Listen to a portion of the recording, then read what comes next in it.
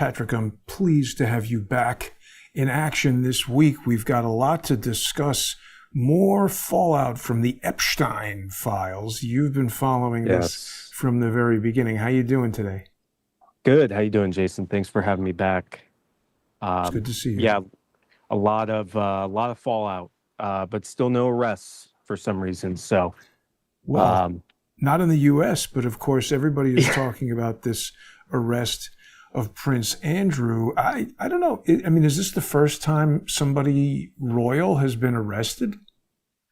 from what I was reading, it's the first time in like 370 years or something. I think King Charles the First was the first one to be arrested like 400 years ago. Um, and yeah, it's just I have my theories. I don't think that we are going to see any arrests here. Um, I mean, I'm glad to see Prince Andrew. I guess I can't call him Prince anymore, huh? Because he got stripped of his Right. royal title. Yeah. Um, but yeah, just glad to see at least one arrest. Um, but I don't think we're going to see that here, unfortunately. I have this working theory. Did a lot of meditating on this the other day. I think that no matter how heinous or atrocious anything is in the files, I think that this is the elite's way of saying, okay, yeah, this is everything we're doing. This is everything we have done. Um, Now do something. You know, What do you mean do something? For who to do something? like the public, like our outrage on social media Oh, like what are you going to do, is. you mean? Right. Yeah. Like, what are you gonna do about it? Yeah, we ate Right. kids, whatever. Like, what are you gonna do about it? Allegedly.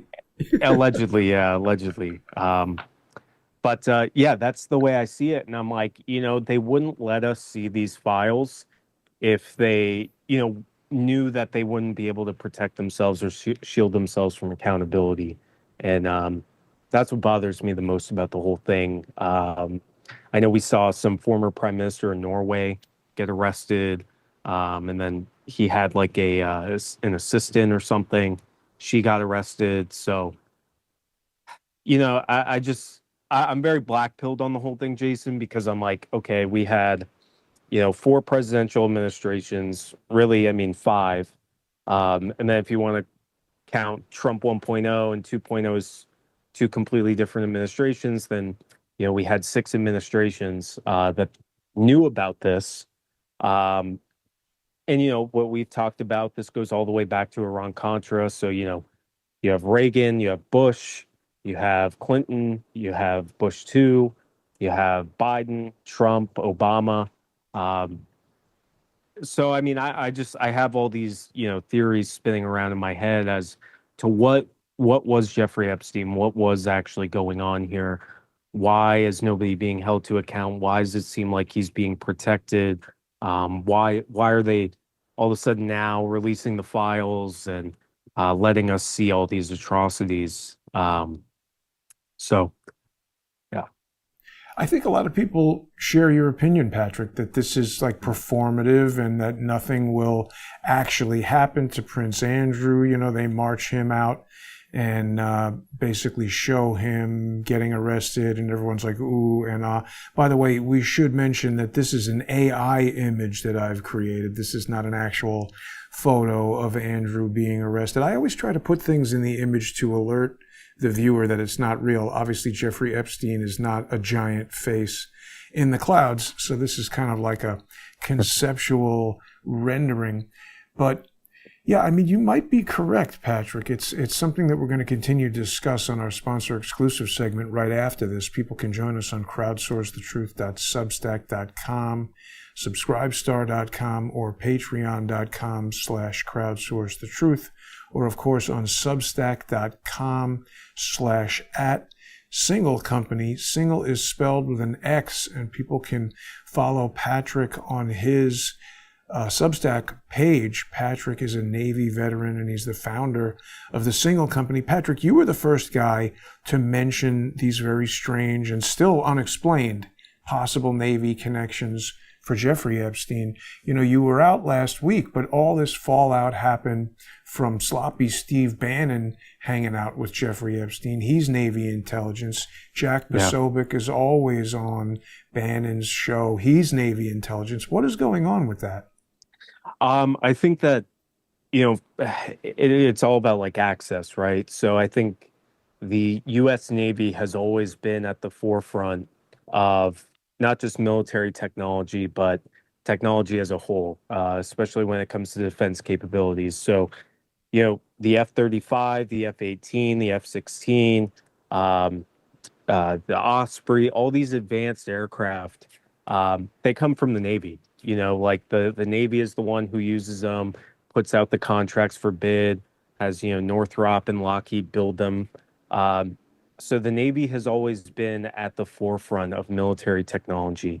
Um, and I think that that is the only reason why Jeffrey Epstein was so associated with, like naval intelligence or top secret facilities. Like we talked about, his West Palm Beach mansion was close to a SEAL delivery vehicle, like workshop, essentially. This top secret confidential laboratory where they would make all of this advanced technology for deploying SEALs off of submarines or even submarine technology. So I can't remember what episode we spoke about that, but he seemed to have himself um, in this radius of top secret military or government technology. Um, he was wearing the Navy SEAL uniform to the party in 2006, I believe. Um, we have That was Commander Prince March. Andrew's daughter's birthday. You were the Yep. first person to talk about this, as far as I know. This is, well, we didn't know each other in 2019, but it's Business Insider reporting on that in 2019. Interesting, though, that Andrew got arrested. What are they going to do? They're just going to put him on trial and let him go? Maybe.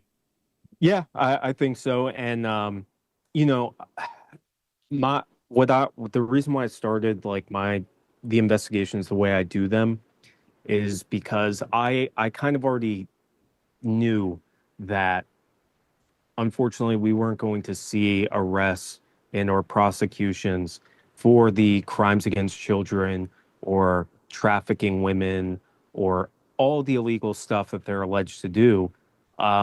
I kind of already had I started my investigations with the premise that okay, none of them are going to get arrested for the most heinous things that they did. So if we go through government contract data, if we go and we find a money trail, maybe we could get them that way. And the case that I always thought about every time I did, these contract investigations was, when they went after Al Capone. And Elliot Ness, he was a Treasury law enforcement official. And he's the one who took down Al Capone and they got him for tax evasion and money laundering and they got him on financial crimes. So I'm like, okay, well, if none of these crimes against children or women are ever going to be proven in a court of law, at least maybe we can get, the financial side and see some accountability whatsoever. It's funny, there's so many movies and TV shows about Elliot Ness. I think, Yeah. I'm not sure if I was aware that he was a real guy. I thought he was just a fictional guy from the Untouchables, but that was Yep. actually the name of his crew, huh? Yep. Yeah. Why were we able to do this in the past? I mean, I guess whoever are the criminals that are in charge figured we better not let something like this happen again. Yeah. Hmm. Yeah. Yeah, Elliot Ness is a great example of people doing the right thing in law enforcement. I you have guys like Cash Patel and Dan Bongino. Cash went on Dan's podcast the other day, and they were just. I've never seen two guys do such a bad job giving themselves such arrogant self promotion. They were talking each other up, talking themselves up, saying, "Oh, we did such a great job, didn't we?"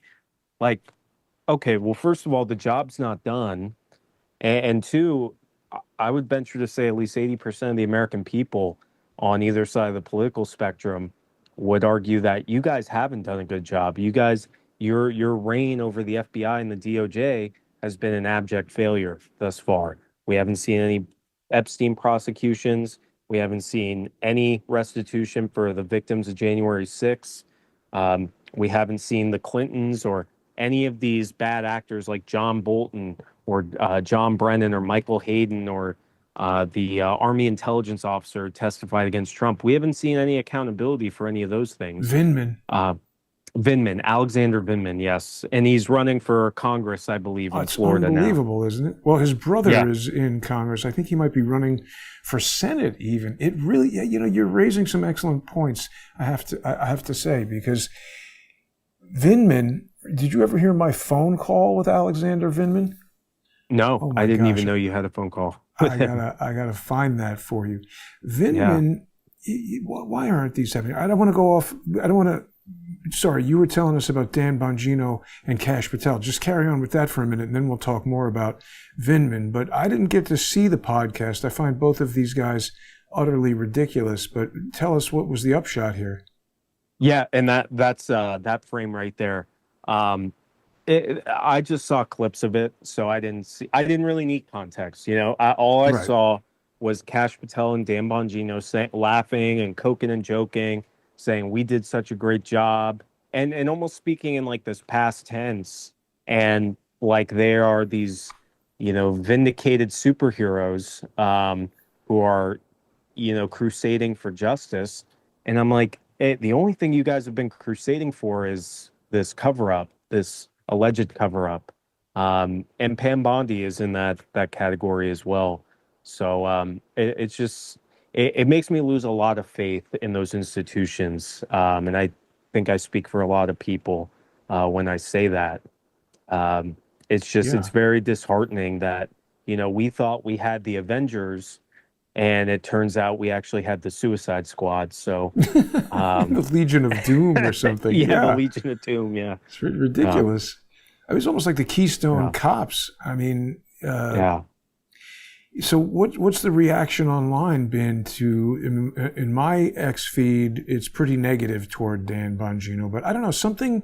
It Yeah. seems the X algorithm, they've been trying to tie it in with Grok so that it's giving you more stuff you'll be interested in. I mean, obviously from the standpoint Yeah. of the business of X.com, they want you to remain engaged. But I feel like if I say Dan Bongino is a dope, all I get are comments about Dan Bongino being a dope. If I post AI cartoons, all I get are other people posting AI things. So I don't know, maybe there's a litany of people who have decided that Dan Bongino, I had Jack Cashel on the other day, and I I was saw. Yeah, surprised that he said that he is totally down with Dan Bongino. He thinks that 9/11 happened the way they told us. I was like, Jack, hold the phone. yeah, What the fuck are you talking about? yeah. I did. I saw that entire episode, and it was funny. He was on the side of Kash Patel and Dan Bongino. He said I don't want to, get misquote him. But I believe he said something to the effect of, I believe they've done a great job, but Pam Bondi has been awful. And I'm like, okay, well, don't you think they're all in the same boat here? I don't know. I'm like, my head's scrambled and all over the place. I'm thinking of theories just like anybody else. And I'm trying to be very objective about all of this. It is hard. It's Yeah, I want to I get mean, emotional. I want to be have you angry, but seen Jack Cashel before very much, Patrick? Because I've known Jack for 10 years. He's done some great work. He wrote a book called Ron Brown's Body about basically the sabotage of that jet and the murder of Ron Brown. He's done a lot of great work on TWA 800. I mean, the strange thing about Jack is that very often, particularly with TWA 800, which I don't know if you know too many details about that plane disaster, but he and I will agree on maybe like 95% of the stuff, and then I come to a different conclusion than he does, and he gets yeah, angry at me. So I don't yeah, know what's going on with Jack. yeah. I didn't know his all of his research about Obama's book and Dreams of My Right. Father and the connection to Bill Ayers, and I'm pretty sure Because I believe he said something about Rush Limbaugh was like the only guy who platformed him or something. And I'm thinking back and I'm like, that's probably where I heard all of this stuff is listening to Rush Limbaugh in the car with my grandfather in like 2007, 2008. How So old were you listening to that? oh shit, I was like 11. My grandfather, yeah, my grandfather had me listen to a steady diet of let's see, but first it was Rush, and then it would be Sean Hannity, and then it would be Mark Levin, and then it would be Art Bell or George Norrie. So Wow. I got the conservative politics pipeline, followed by the UFO. paranormal Yeah. aliens, UFOs. Yeah. Yeah. So That's great. um, You said your grandfather is still alive, right? We got to try to do an yes, episode with him. I can yes, picture in my yeah, mind a little 11-year-old Patrick sitting there listening to Rush Limbaugh. yeah. And I actually, it was funny. During that phase, this might have started earlier too, because when I was in fifth grade and I started school really, really young, I think I was probably like 8 years old, 9 years old, but in fifth grade, we I was probably about eight. But anyways, we had the Bush and Kerry election of 2004. And I remember we had like this long-term substitute teacher, and she was like this staunch liberal who would just not keep politics out of the classroom. And I wrote a paper in fifth grade about how Nancy Pelosi is like the Antichrist or something, or the root of all evil. And and then the cops came, to my What? house and they were like, What? in CPS, and they were like, "Hey, why is your son writing about Nancy Pelosi in What? fifth grade?"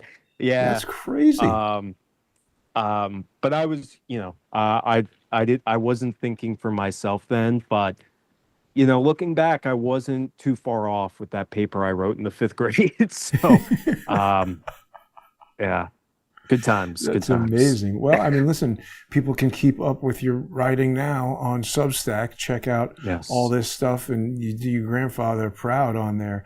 So, the other thing that I want to talk about, in just a few minutes when we get to the sponsor exclusive segment, you had this uh, bombshell of sorts that you pulled out of the Epstein files where you're making all these connections to the Atlantic and Lorraine Powell jobs. I mean, Mm-hmm. she's a well known leftist agitator. You also Yep. have this ongoing need to be constantly changing your X handle so people can Yeah. follow you there Yeah. at Reveron Yeah. X. It's all due to the trans leftists attacking you. Yeah. Yeah. Give us an overview of what you've got Oh in my this God. mind map Uh, or whatever you've created here. no, so actually, I didn't create this, Jason. This is something that Jeffrey Epstein was sending to his cohorts via email. Hmm. And it was him, Ghislaine Maxwell, and I think Reid Hoffman was CC'd on there. But it was, the usual suspects.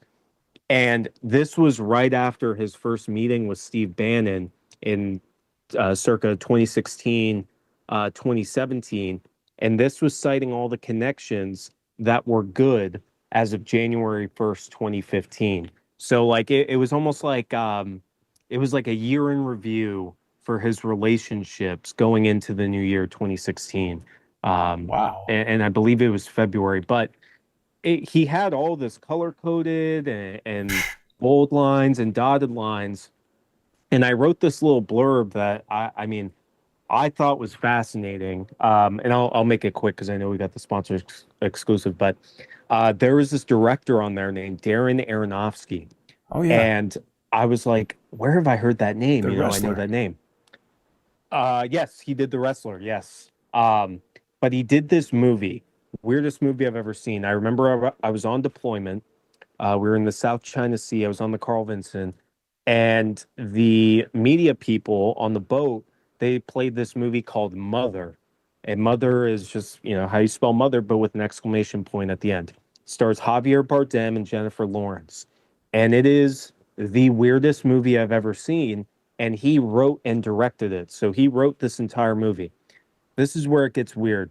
The movie has like this, it is just anxiety throughout the whole film.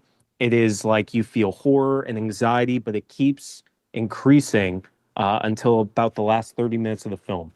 It is about this, virtuoso writer that Javier Bardem plays, and his wife is Jennifer Lawrence, and they're in this quiet ranch home in the middle of nowhere, and she's pregnant, and it is just very weird. The house is like bleeding, um, and then all of these strangers, almost like two by two by two, they start invading her home. They'll break stuff, they'll smoke cigarettes. So it's like all of the most blatant displays of disrespect to a pregnant mother in her own home, these people do.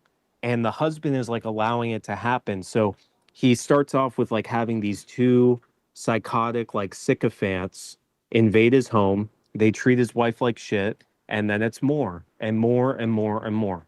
So, anyways, spoiler alert, it crescendos when she has the child, and there's like thousands of people in her home at this point, and there's a scene where a helicopter crashes into the roof. All of these people are like ripping cops apart and SWAT teams, and like ripping pieces of the helicopter apart, and it is just like a full-on like third world post-apocalyptic riot in her home. Crazy. She has the baby, and all they get rid of all the cops, and then they start having this weird satanic like Luciferian ritual Huh. where they eat her baby like limb from limb. What? And she's, yes, and Darren Aronofsky was listed as a close friend with a close connection before 2016 to Jeffrey Epstein. He listed him as, for lack of a better term, a best friend, but he had the bold line and he had his name in black. So that signifies that he was a close friend and a close connection. Wow. That's insane. I've never seen that movie. I Yeah, mean, I don't recommend it. It's a horrifying movie, and I just remember being on deployment, and I'm like, it's all grainy and like, a lot of fuzz, and sometimes it cuts out, and I just remember I was like, what the fuck is this movie? why I'm are they like, showing you what? that? Is it that you I'm have like, Lord of the Rings or something? I was mind blown watching that because I'm like, who wrote this? And then now, fast forward 8 years later, I It finally have an is. answer, and I realized that, okay, all of these things about eating babies and trafficking and raping children and all this, well, he was best friends with Jeffrey Epstein.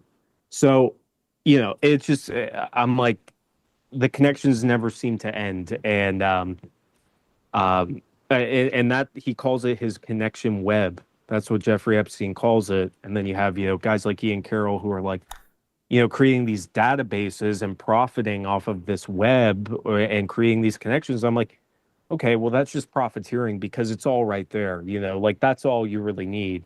And then just do real world analysis and real journalism and research those people one by one by one, and don't rely on AI to make all these, connections for you while you profit off of it. But that's my opinion. So No, I mean, it's also interesting that he spells it the same way that George Webb spells his name. Ian Whitney Carroll Webb. first, Whitney Webb. Well, I don't know that much about Whitney Webb other than what I've seen on the internet, but George Webb I've had a lot of interaction with. And Yeah. obviously, people who watch this show know that I don't trust him at all. He and his brother Yeah. have been trying to terrorize me for the past 9.5 years. My father, who was also a Navy veteran, well into his 80s, has been the subject of their. We got an injunction against George Webb's brother for stalking violence and harassment in Florida. So this is not me making this up and having some Yeah. YouTube beef. These guys are stalking and harassing my family. And it's just, Ian Carroll first came at me with a question about a guy named Quinn Michaels, who had been out of my world for 6 or 7 years. It was just interesting that he was asking about that. And then Ian Carroll appeared at some event where he met up with George Webb, and they seemed to know each other. So I don't know what's going on there, but we've got a lot more to discuss, Patrick. People should stay with us. We're going to be right back on our sponsor exclusive segment. Join us on substack.com/@singlecompany. Single is spelled with an X. You can also get that on subscribestar.com or patreon.com/crowdsourcethetruth or crowdsourcethetruth.com.